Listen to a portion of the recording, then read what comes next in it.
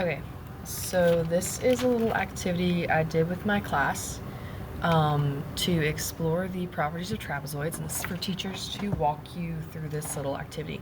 Now, in full disclosure, I cheated and used notebook paper to make this easier on myself and my students. Um, so, first thing you're going to need is you're going to need a piece of notebook paper. Students will need a pencil and a ruler. Now, that is bare minimum. If you have it, I would recommend that you have a piece of patty paper and a protractor. Please note you don't have to do this with the patty paper and protractor. You can get by with just the pencil, the notebook paper, and the ruler, but it's handy if you've got the other. So, first thing I want to do is I want to take the notebook paper and I want to fold it hot or hamburger style, as the kids say. Now, this doesn't have to be a perfect fold, but I like to do this so kids can organize their notes. And I tell my students to take their pencil and shade the fold, and that's going to separate because we're going to do two different trapezoids in this activity. So I tell them to shade that. We're not going to cross that line. So we've got activity number 1, and we're going to have number 2 below. And this is also going to serve as their notes for trapezoids as well. All right, first thing I'm going to do is I'm going to tell my students to go on the left side under number 1, and I want them to count, I believe it is 6 rows, and I tell them to number them so that way we all have the same numbering. I would also recommend all students using the same notebook paper, like if you can provide it. If not, they can do it themselves. It is totally okay. And I like to mark the top and the bottom. All right? And I tell them this is where I'm going to be putting my lines. This way we all know exactly where I'm putting these segments. All right, now tell them, make sure you have centimeters. I always recommend centimeters for doing this. So tell them we're going to line up our centimeter measurement right under the top of line 1 on the blue line. Yes, I want to line that up with the blue line. And I'm going to draw a 5 centimeter segment, just like that. I'm going to name the points A and B, and make sure you label it 5 centimeters. I then want to line up my ruler again with the red line at the bottom of line 6, and I want to draw a 9 centimeter segment.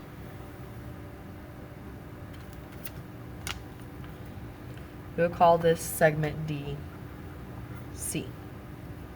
Make sure we label our length. Now, I'm going to then ask the students, what do we notice about the lines? Okay, so the first thing we should notice is that segment AB is parallel to segment DC.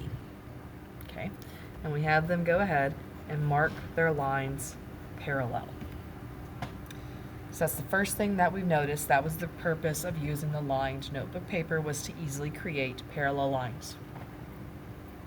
Next, I'm going to tell my students, using their ruler, to connect segment AD and BC, and make sure they measure it when they connect their segments. Okay. So when they connect it, I'm off.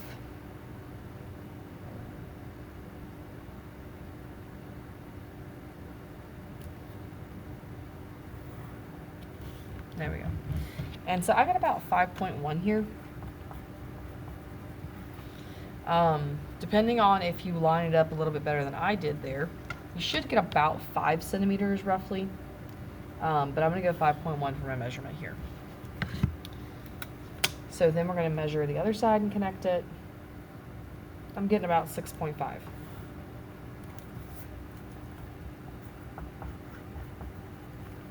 And then we ask students what they notice about this shape. And then we're going to say, oh, this is a quadrilateral. And typically I don't put the introduction up at the top. I'd leave it blank and let them figure out what this is called. Some of them will recognize that this is a trapezoid. So then we say, okay, This is trapezoid A, B, C, D. So this is a trapezoid because it has 4 sides and that the opposite one set of sides are parallel. So then I asked them about the angles created, the angles at angle A and angle D, and what they notice about them. And what they should automatically say is, oh, these are right angles. And we know that because segment AD is perpendicular to segment AB and DC. And they should know that. And that was, again, the purpose of lining it up with the red line on the paper. So we have 2 right angles. And that was just to make this easier for measurement purposes. Now, if you have multiple protractors, I let the students do this part. If not, you can do this as a teacher because with very specified measurements here, everyone should be roughly the same. So I'm then going to say, okay, let's measure the angle B. And I'm going to see that it is like 130 degrees, roundabouts. So I notice that angle B is 130 degrees. If I don't have enough protractors, I do actually have them do some partners, and I'll say, okay, partner 2 can measure angle C. And we measure angle C. And we should see angle C is roughly 50 degrees. So then I ask the students, what do they notice about these different angles? Okay, comparing angle A to angle B, angle B to C, angles D to C and A to B, and so on, and ask them kind of what do they notice.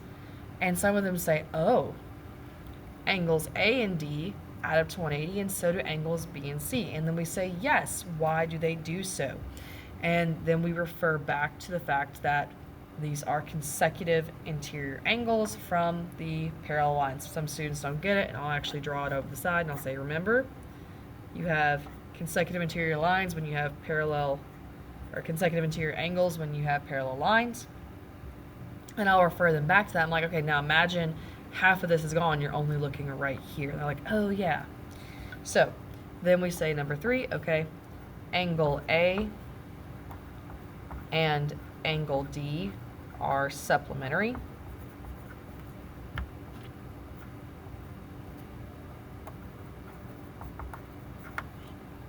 And then number 4, angle B and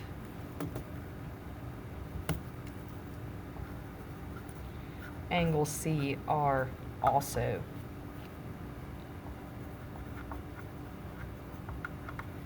okay. I ran out of room, but you get the point. It's supplementary. Okay, so that's kind of where I'm going to pause there, and I'm going to come back because there's something else I do want to talk about with this. But that's kind of getting my general consensus there. If you want to go ahead and go into the diagonals of a parallelogram, I would do that after talking about the mid segment. I'm going to come back and talk about the mid segment, and then we can also look at the diagonals. But I want to go on to number 2. Okay, so from there, I'm going to then say, okay, let's draw another one. And a hack for this is I tell them to fold their paper hot dog style. Be very, very careful.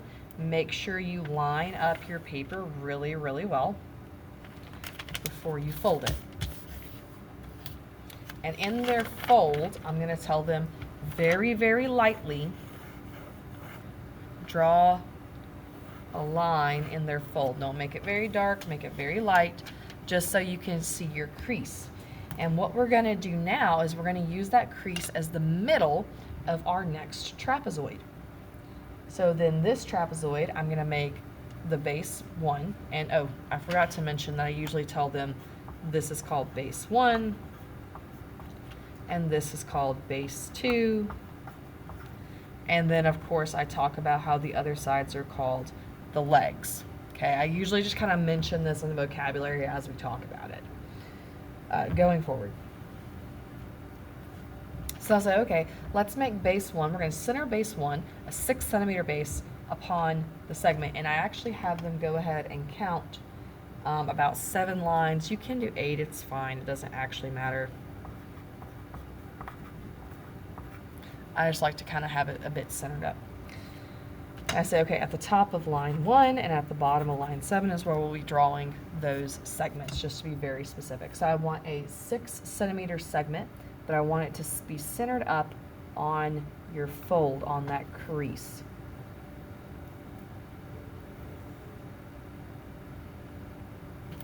Okay. And we'll call this segment EF. And that is 6 centimeters. And then we're going to repeat this, and we're going to make a 10 centimeter base. So that means we'll line up the ruler on 5 on the crease and make a 10 centimeter base. Okay.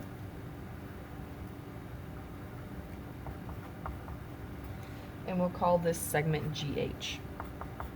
All right, repeating those steps, I tell the students to connect and create segment EG and FH, and make sure they measure it when they do so.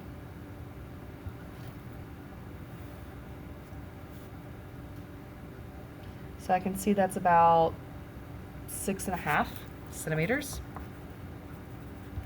I'm gonna repeat the process over here.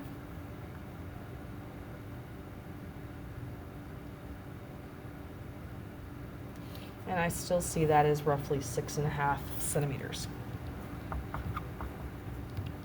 So I ask the students, what do we notice about this trapezoid? And they'll say, oh, well, we know that segment EF is parallel to segment GH, number 1. That's what's going to make that a trapezoid. Number 2, we also notice that segment GE is congruent to segment FH. Okay, so then I say, okay, let's mark our legs congruent. And then I say, all right, this is called an isosceles trapezoid. Now, if you have the protractors and patty paper, this can look differently depending on what materials you have available. If I don't have anything available in my classroom, I can show them I'm going to measure this angle here. I'm going to say, oh, this angle is, if I can read this, sorry, give me a second, 117 degrees, roughly. Okay, now, if you have protractors, you can have all the students measure all of these angles like we did earlier. If you don't have them, instead of actually measuring it, you can skip this step and instead use patty paper. That's what I like to do in my classroom. I don't like to measure this one. I like to trace it on patty paper. And doing so, I am then going to have the students manipulate these angles .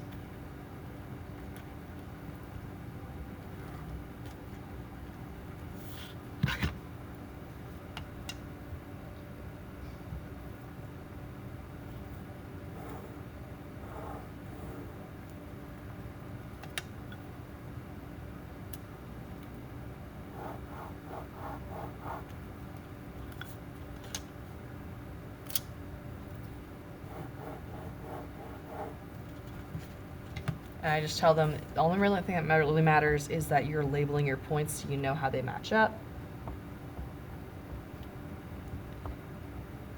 Okay, and so if you don't have protractors and you do have patty paper, you can then tell them to manipulate the angles and see what they notice and see if they can find any congruent angles.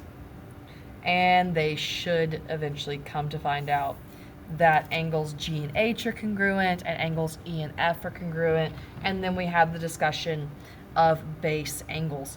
So if you have patty paper, I recommend that. I absolutely love that. If not, you can repeat the process using protractors. If you don't have but just like your teacher protractor, I could also go ahead and measure this base as well, this angle, base angle, and say, oh, that is 73 degrees, I think. Yeah, I think 73. Double check my math there because I'm not confident.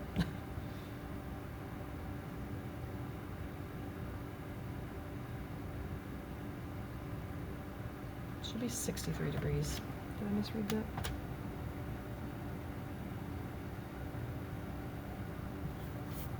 Could have misread this one. So, hold on, let me double check. Oh, yeah, that was 107, not 117. Sorry. So yeah, there we go. 107 and 73 degrees, that's better. The other thing you can actually have them do is, if you don't have a ton of protractors, is actually see if they can overlay it and maybe even go back and have them use a marker instead to see this. So if they have a marker, let's see if I've got one.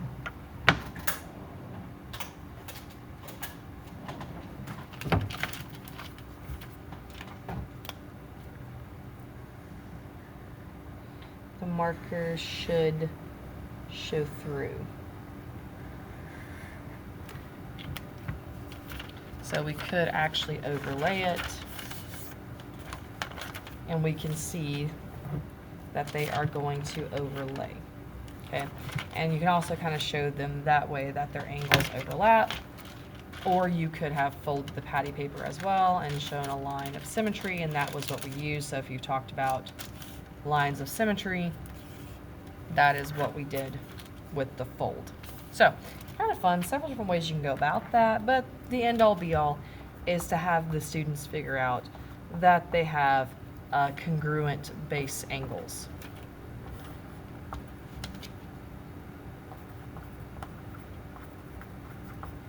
That was kind of the point of that. So then number 3, we have congruent base angles. That's kind of the purpose there. All right, so once we figured that out, that is because the isosceles trapezoid that we have congruent base angles, we still have supplementary consecutive supplementary angles there as well. The next thing I want to kind of go do is I'll say, okay, what do you think about finding a mid-segment? Where would that be located? And very obviously they would say, oh, it's between lines 3 and 4. That's the middle, right? Okay, why don't you guys go measure that? So they go measure it and they draw in their mid-segment. And they should see that mid-segment measures roughly 7 centimeters. And then I'm saying, okay, what do you notice about your bases versus your mid-segment? And then there's, oh, there's a pattern there. And I'm like, why would that be? And we talk about the mid-segment of the triangle and how it is kind of related to that. But they're like, oh, it's not half 9. Okay, but remember, we have 2 bases here. So then we talk about the mid-segment of a trapezoid formula is equal to base 1 plus base 2 divided by 2. And we talk about that.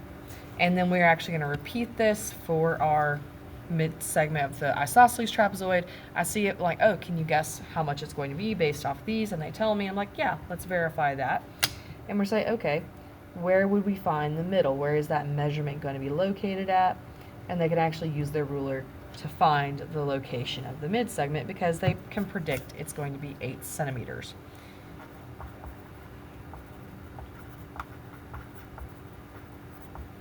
And so that's kind of fun there. Depending on time-wise for your activity, we can also then go in and show the measurements of the angles created by the mid-segments, how there are corresponding angles involved, linear pairs, and so on, and you can do that from the mid-segment perspective if you want to go there. The other thing we can do from here is we can actually talk about diagonals as well, and we can show the intersection of the diagonals if we want to do that.